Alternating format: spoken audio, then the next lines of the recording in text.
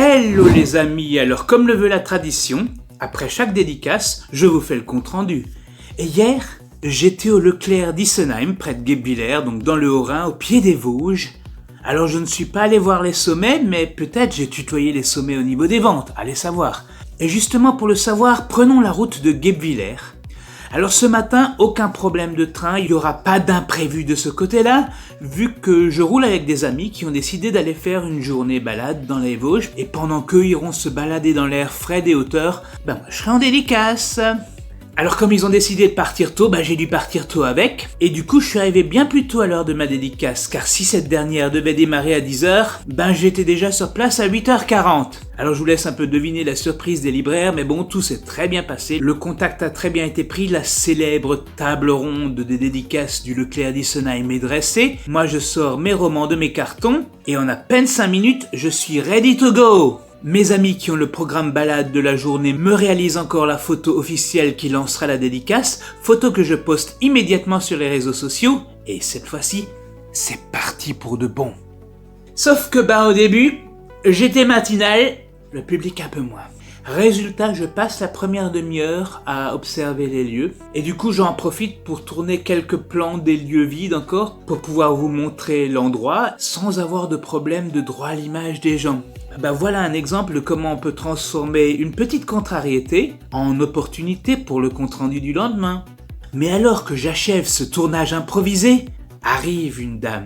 Cette dernière commence à rôder autour de mes livres. J'accours en vitesse, marque-page à la main.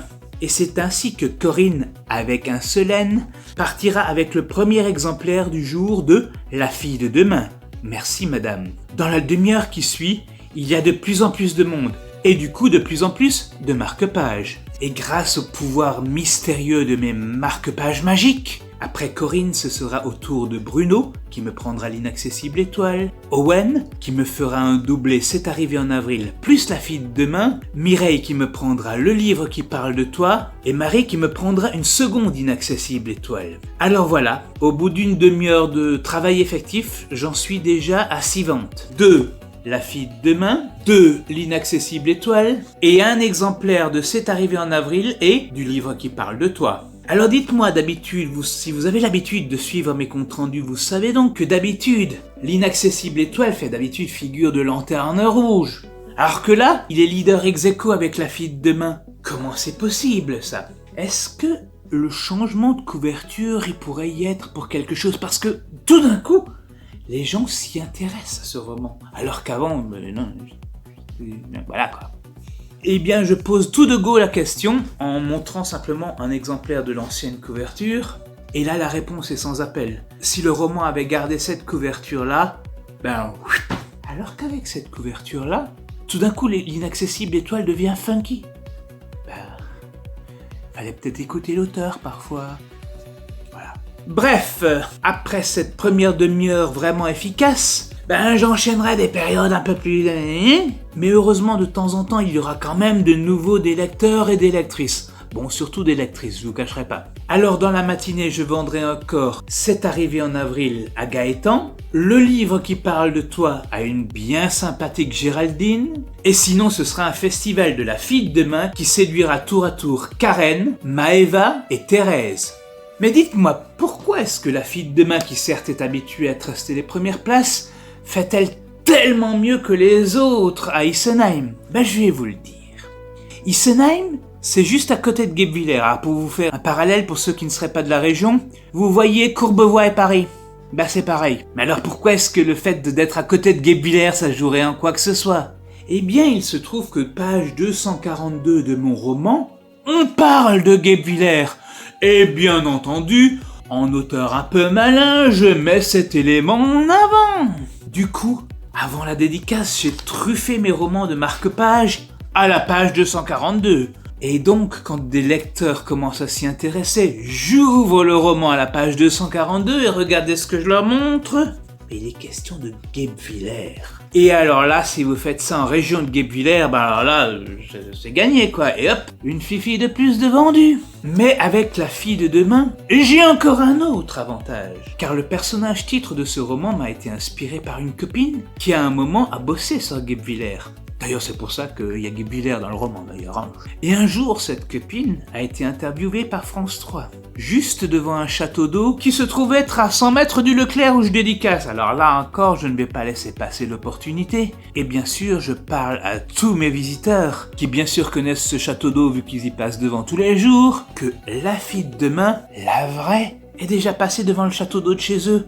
Et même que la télé l'a filmée là-bas. Et hop, une raison de plus d'acheter la fille de demain, qui a bien fait de bosser à Guy Billère hier. Alors sur ce se termine la campagne du matin, avec un total de 11 ventes. Arrivent donc les heures de midi. Alors là, autant vous dire que c'est des heures beaucoup plus creuses, alors j'en profite pour manger ma traditionnelle baguette du samedi de dédicace. Mais la baguette des samedis de dédicace ne suffira pas pour attendre pour la suite. Parce que pendant 1 heure, il y aura personne. Et pendant l'heure suivante, il y aura beaucoup de promeneurs, c'est-à-dire des gens qui décident de venir à l'hypermarché non pas pour acheter, mais juste pour passer le temps. Alors forcément, à eux, vous vendrez pas grand-chose. Même le vendeur de smartphone, qui lui en général chez lui ça ne désemplit pas, a le temps de venir un peu discuter avec moi. Et on discute de choses et d'autres, et je commence à lui parler de mes book trailers, notamment celui de mon futur roman, La Directive Jupiter. Et du coup, je lui montre. Et là, je peux vous dire qu'il a été bluffé. Alors, chut, vous le verrez sans doute d'ici quelques mois quand il sera terminé. Mais même sa version intermédiaire, il en a été sur le... Comme il est un peu technicien dans l'âme, on parle un peu de technique, de technologie. On s'échange les trucs notamment sur quel site d'IA utiliser pour faire ce genre de bande-annonce. Car oui, cette bande-annonce que vous verrez d'ici quelques mois aura de nouveau été faite par IA. Je ne me refais pas. Et puis il appelle même son collègue, 12 secondes séance et re-wow. Donc voilà, la directive Jupiter est déjà à moitié vendue au Leclerc d'Issenheim. Puis tout doucement, le public commence à arriver. Et là, je remarque un phénomène bizarre. Des gens arrivent aux caisses sans que je les ai vus entrer. Alors soit il y a un vendeur de capes d'invisibilité à l'entrée, soit il y a une seconde entrée au magasin. Et à votre avis, quelle est la bonne réponse ? Gagné. Les capes d'invisibilité, ça existe dans Harry Potter, dans la vraie vie, faut plutôt tabler sur la seconde entrée. Mais s'il y a une seconde entrée, comment pourrais-je utiliser ma vieille technique du contrôle d'accès à coup de marque-page pour aborder tous les clients qui du coup auront été exposés à mes romans? D'autant plus que certains d'entre eux, au moment où je les aborde, ont déjà fait un tour par la librairie et ont déjà choisi le roman qu'ils vont acheter. Et du coup, ils ne choisiront plus le mien. Il y a péril en la demeure. Aussitôt, je vais repérer la seconde entrée. Et elle est énorme, gigantesque. Et en plus, par rapport à cette entrée, je suis caché derrière un pilier géant et un Batman non moins géant. Car oui, ce que je vais oublier de vous dire, c'est qu'au Leclerc d'Issenheim, vous dédicacez sous le haut patronage de Batman. Vous avez intérêt d'avoir un super-héros digne de ce nom dans vos romans si vous ne voulez pas faire pâle figure face à l'immense Batman qui vous surplombe et vous surveille.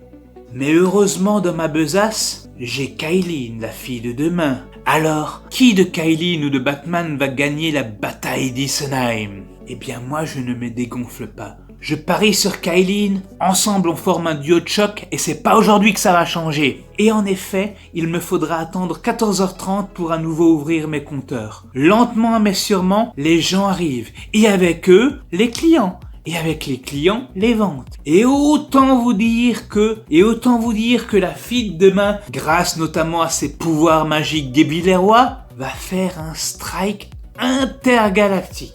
Jugez-en, Dame Kailin et ses 371 pages partira entre les mains d'Anissa, Gervaise, Isabelle, Séverine, Julien, Raoul, Sarah et Manuel. Mais les autres livres, me direz-vous, bon certes ils ont fait un peu moins bien, mais ils ont quand même tiré leur épingle du jeu. Jugez-en vous-même. Le livre qui parle de toi séduit Manon, Sophie et Myriam. L'inaccessible étoile sera quant à elle accessible au cœur de Fernande, Joanne et Mimine.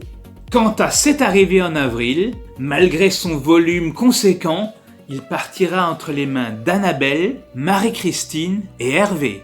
Dites-moi tout ça, ça fait quand même une belle série de ventes tout ça. Alors si on compte bien avec les 11 du matin et ceux de l'après-midi, je vous fais le calcul, 11 plus 17 égale 28. 28 romans inégalement répartis vu qu'il y aura 13. La fille de demain. Quant aux autres romans, il y aura ex aequo vu qu'il y aura 5. l'inaccessible étoile, 5, le livre qui parle de toi, et 5, c'est arrivé en avril. Alors à noter quand même que celui qui est souvent mon second, voire parfois mon best-seller du jour, fait à présent jeu égal avec ma lanterne rouge habituelle qu'est l'inaccessible étoile. Comment expliquer ça? Alors comme déjà dit, c'est le changement de couverture qui explique énormément de choses, mais il y a une autre raison qui commence à faire de l'ombre au livre qui parle de toi, c'est que ce livre qui parle de toi, je l'avais lancé à l'époque où dès que vous voyez une jeune femme rentrer dans une librairie, elle vous disait « Ah moi, ce que je lis, c'est du feel good ». Sauf que le mot feel good, hier à Isenheim, il n'est plus tombé une seule fois. Ça ne veut pas dire qu'il n'y avait pas des lectrices. Elles étaient nombreuses et d'ailleurs je ne veux pas dire c'était elles qui étaient les plus nombreuses au rayon livre. Mais toutes, absolument toutes les jeunes femmes que j'ai vues étaient des lectrices de romance sous toutes ses formes. Alors, romance, new romance, dark romance et romantasy. Ouais, ces genres ne m'inspirant personnellement pas du tout, j'ai un peu peur pour mon avenir. Voilà. Mais en tout cas, force est de constater que le genre feel good, les gens savent plus ce que c'est. Heureusement que j'ai un pitch efficace pour vendre ce bouquin, parce que sinon, voilà, si je le vendais juste sous feel good, j'en serais reparti avec 0. Mais alors expliquez-moi pourquoi, il y a 3 ans, 90% de mon lectorat qui rentrait me disait « Ah moi ce que j'aime c'est le feel good » et maintenant plus personne ne connaît, il n'y a plus que la romance. Du coup question, est-ce que dans 5 ans, quand je reviendrai au Leclerc d'Isenheim avec le bouquin que j'écrirai dans 2 ans, est-ce que ce sera encore romance ou est-ce que d'ici là-bas les gens me diront « Romance ». Ah bon, c'était quoi ça? Ah moi je m'en souviens plus du tout ça. Bref, c'était ma question philosophique du jour, parce qu'à part ça, j'ai été hyper heureux de rencontrer plein de lecteurs et surtout de lectrices enthousiastes à Isenheim, et d'après ce que j'ai cru comprendre, les vendeurs et vendeuses du coin ont été aussi super contents de ma prestation. Alors merci encore à Lydiane et Roxane, les 2 libraires de choc qui m'ont permis d'être présent au Leclerc d'Isenheim en cette superbe journée du 27 septembre 2025. Et merci aussi à Amélie avec qui nous avons fait la fermeture. Je vous remercie toutes et je vous dis bien sûr à une prochaine dédicace au Leclerc d'Isenheim quand sortira la directive Jupiter. Voilà, alors sur ce c'est tout. J'ai donc remballé sur les coups de 17h30 après avoir fait le décompte. Et je crois que tout le monde avait des étoiles bien moins inaccessibles dans les yeux à la fin de cette journée. Et puis comme dit, ça augure de futures dédicaces dans ce super Leclerc d'Isenheim avec un public de choc que je n'oublierai pas. Alors je vous dis à tous et à toutes à bientôt pour de prochaines dédicaces à Isenheim ou ailleurs. À bientôt. Mais avant ça, comme d'habitude, vous aurez la chanson de remerciement. Alors, musique maestro! Merci Lydiane, Roxane et Amélie pour cette super journée de samedi. Au Leclerc d'Isenheim, c'était la folie. Oh, oh, oh, oh, oh. Merci à Mireille et Manon, merci à Myriam et Sophie, merci Géraldine aussi pour avoir craqué sur le livre qui parle de toi. Merci à Fernande et Marie, merci Joanne et Mimine aussi, merci tout autant à Bruno qui s'envoleront vers l'inaccessible étoile. Merci Lydiane, Roxane et Amélie pour cette super journée de samedi. Au Leclerc d'Isenheim, c'était la folie, surtout autour des aventures de la